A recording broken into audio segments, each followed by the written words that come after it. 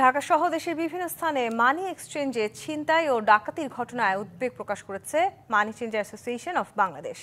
মঙ্গলবার রাজধানীর crime reporters association মিলনায়তনে সংবাদ সম্মেলনে সংগঠনটি দাবি করে, গত কয়েক মাসে ঢাকার 6টি মানি এক্সচেঞ্জে ছিনতাই ও ডাকাতির ঘটনা ঘটেছে। এসব ঘটনায় আসামি ধরা পড়লেও টাকা ফেরত পাচ্ছেন না তারা। এছাড়া দেশে বেশ কিছু অবৈধ ও লাইসেন্সবিহীন মানি চেঞ্জার প্রতিষ্ঠান গড়ে উঠেছে। তবে তাদের বিষয়ে সংশ্লিষ্ট মন্ত্রণালয় সহ আইন শৃঙ্খলা বাহিনীর বিভিন্ন সংস্থাকে চিঠি দেওয়ার পরেও এসব প্রতিষ্ঠানগুলো বন্ধে পদক্ষেপ নেওয়া হচ্ছে না বলেও দাবি করে সংগঠনটি। তাদের ধরা হয়েছে, তাদের ব্যাপারে ইনভেস্টিগেশন চলতেছে।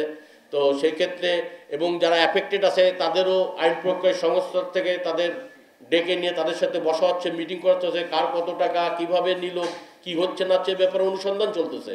তা আমরা চাচ্ছি যে এটা দ্রুত গতিতে হওয়ার জন্য।